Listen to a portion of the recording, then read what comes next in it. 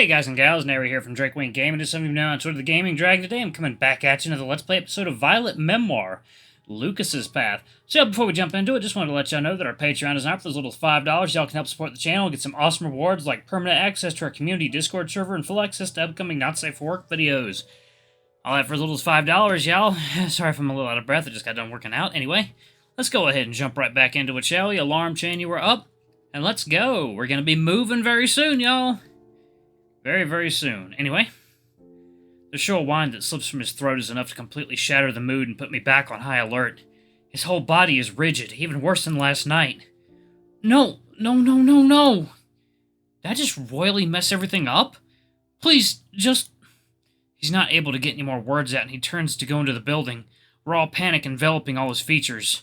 I try to reach out to him, to reassure him that everything's okay, but the moment my hand touches his arm, he yanks it away. No, please! I'll only hurt you. All I do is hurt people. Of course you won't. Let's just talk about it.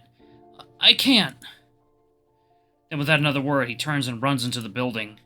I consider chasing after him, but I catch a glimpse of his tears in his eyes and they stop me in my place. Whatever is going on really upset him, and I initiated it again, knowing that this happened the first time, too. God, why did I do that? I'm such an asshole. Despite what just happened, I can still feel the remnants of butterflies flying around my stomach. They're heavy with guilt.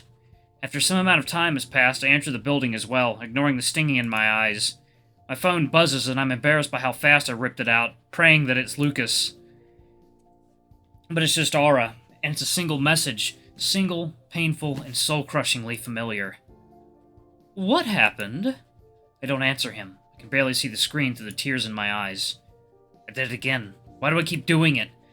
Marcus, why do I keep doing this? I run through the lobby, ignoring the elevator and dashing up the stairs. I can't bear the thought of sitting there and waiting for it to come down. I need to get back to my room, now! Everything passes by in a blur, and before I know what's happened, I'm diving onto my bed, burying my head in the pillow. Lucas is right. It'd be better to just forget anything happened. The kiss, the awful fallout, my feelings, and how much I hurt him. Things took a massive turn after that. Lucas suddenly disappeared and didn't return any of my messages. Ara was confused and a little furious at the state Lucas returned to his room in. He was in hysterics and wouldn't calm down. No matter how hard I tried, I couldn't get in contact with him after that, and the rest of our group wasn't having much success either. He transferred out of our class shortly after. I don't know if he just dropped it or if something else happened, but we were just told that Lucas wasn't going to be part of our group anymore. What the fuck? I never heard from him again after that. Ara told me he was doing fine and just needed space, but it would be best if I didn't contact either of them again. The others were just as shocked as I was. There were many questions, but I couldn't answer them. I have a feeling Lucas wouldn't want what happened to be shared. He wanted to forget it after all. I just don't understand where I went wrong. Maybe I should have given him space, but it feels like that would have only made the problem worse. Was I not attentive enough? Did he not feel comfortable around me? Was it something I said? I just don't understand. The group could tell I wasn't as interested in the project anymore and offered to switch it to something else. I agreed, anything to avoid thinking about him. I shoved the diary somewhere. I can't remember if it was just under the bed or back in its hiding place. I just needed to never see it again. It just reminds me of him now. The nightmares suddenly stopped. In fact, everything weird did. It was like nothing was strange at all. I don't know why it happened, but if I'm being honest, I don't care. Our group fell apart shortly after we finished the semester and I returned back to my old habits. Just hiding away in my room as time passes by, thinking about my mistakes. Lucas. Marcus. Everything. My life was going to stagnate, and that's just as well. It's not like I'm used to it. But that was until one afternoon when my phone started ringing. I expected it to be my parents. No one else contacted me anymore. I was on my bed in a bundle of blankets as I scrolled through the internet on my laptop like every other night. It was all I ever did these days. Like, water time.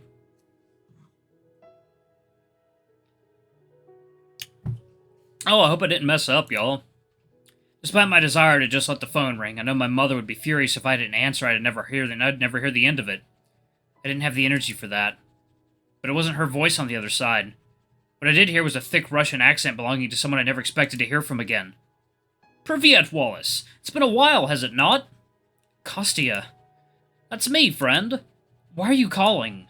There's a pause on the other end, and even with this distance between us, I can tell he's going to say something I don't want to hear. I nearly consider hanging up right now. But deep down, I feel that's wrong. I wanted to talk about what happened. After that night, I tried to call Lucas, but he would not answer. When I finally did, it sounded bad. Why are you calling me if you've heard it from him? He did not tell me anything. Just that he made a mistake again. Again? Another pause. Don't worry about that, friend. Doesn't matter. What happened? Once again, I considered just hanging up and pretending this call didn't happen at all. It'd be better than thinking about that night and everything that went wrong. The thought of being alone hurt.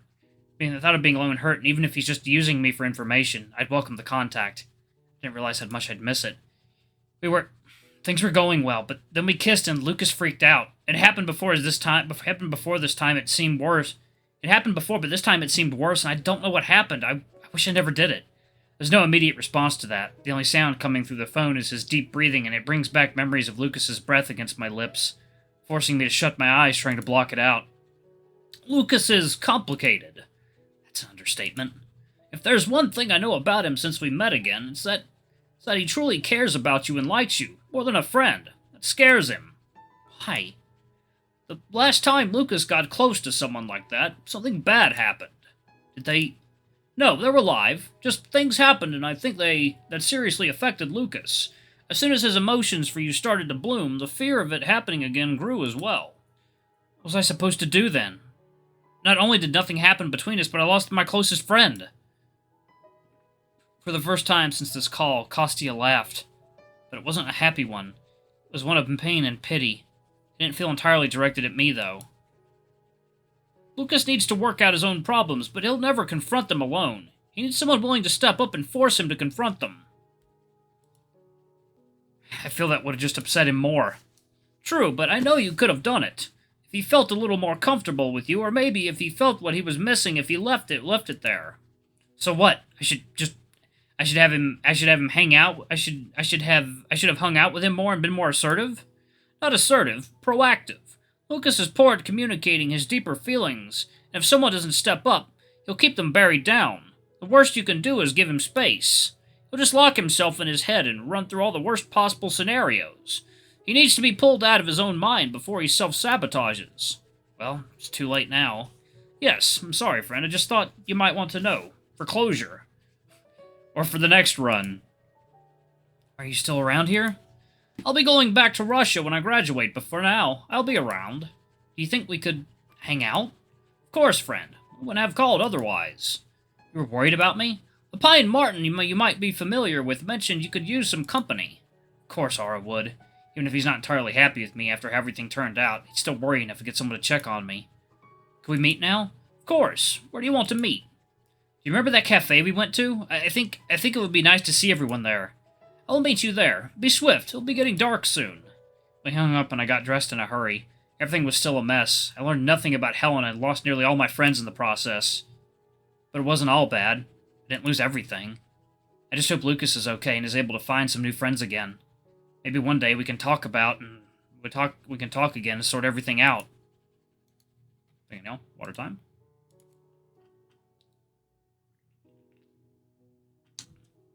So maybe I should not have kissed Lucas. But I wouldn't put any bets on it. Bad end. Game is like, you done fucked up. Alright, bad end. Well.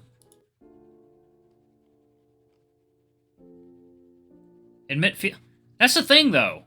You're not supposed to give him space. He literally tells you do not give him space. Both move on from this whole awkward situation that would put a hormonal teenager to shame. I can't. Lucas made it clear that he wanted me to forget anything that's happened between us. He wants a friend, and I'll be that for him. Wait. Fuck that. Is there... Wait, guys, where did I... No! Did I mess up somewhere? He wants a friend, and I'll be that for him. I'm more than content with that. Eventually, he pulls away from me, and I have to resist the urge to drag him back into my arms. Everything feels a little bit colder without him against me. Sorry, I don't know what came over me. It's okay. Are you feeling better? Yeah, thanks a lot, Wallace. Of course. We're friends for. That brings a smile, and it's worth the struggle to get there. And it's worth the struggle to get here. There's a pit building in my stomach at the thought that he won't return my feelings, but that's okay, as long as he's happy. I should go. I've been out longer than I usually like, and I'd want some alone time. Is Aura home? Maybe. He's usually out at clubs at this time. At least he doesn't usually bring anyone home on nights like these. I don't think I could endure one of those. Well, I'll catch you when we meet again? Sure. But despite his confirmation, I had a feeling things weren't the same anymore and they wouldn't be again. He enters the building, leaving me to awkwardly follow behind him. We don't talk until we separate at the elevator, giving me a little farewell and a wave as he enters the stairs. I still don't know why he prefers taking that. The elevator arrives, but I don't take it, opting to just stare at the door the fox disappeared through. I feel like I've made a decision that's going to change everything, and I can't take it back. I've made my bed, and it's time to lay in it. Time passed by like usual after that. Things returned to a sense of normalcy that we never really experienced since I arrived at the university. The nightmare stopped, and we decided that it was best to just ignore the diary. Lee basically forced me into putting it down and never touching it again. Not that I minded too much. I don't know why everything stopped, but if I'm being honest, I don't really care. There was a hollow feeling in my chest that I'd made a terrible mistake as I returned the diary to its previous hiding place. I have no regrets about that, however. All my regrets revolve around a certain fox. We stayed friends after that, but there was always an awkwardness between us that never truly went away. Ari tried to intervene, but eventually gave up after he realized neither of us wanted to do anything about it, or were willing to, I suppose. It didn't take long for him to stop messaging me, but maybe that's for the best. I never heard from Kosti again. Apparently he tried to get in contact with Lucas, but something happened and he basically disappeared off the map. Before long, Oscar graduated, and Lucas wasn't far behind either. We tried to keep in touch at first, but it slowly faded until I never heard from either of them again. Billy stayed with me for most of our time at college, but Lee had to start focusing on his education and his sister. We were friendly in passing, but never talked outside of meeting on the streets. In the end, I never learned anything about what happened to Helena and kept none of the friends I've made. But I'm alive, so that's something. Better than some. But as I stood at the edge of the campus at graduation, I couldn't help but wonder if I messed up somewhere along the way. I wanted to give Lucas space, but that just seemed to make everything worse. He's such an enigma. I don't understand him. He's an open book in regards to his feelings, but he keeps everything else close to his chest. Maybe it was a cry for help. I shouldn't have missed that. If someone I cared about needed help, they needed me, I should have been there. Why didn't I see it?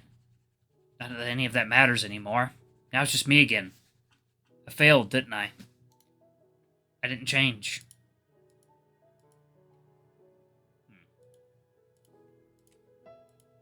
Neither of us did. Lucas kept pushing people away, and I let myself fall back into old habits. Nothing left to do. It's time to go back to that house. That awful house. But it's my dues. This is my punishment for not trying hard enough, and I have to live with that for my whole life. I just hope Lucas can make some friends. I have a feeling I won't be. Bad end. What the f... Someone tell me, what did I do wrong? No. What?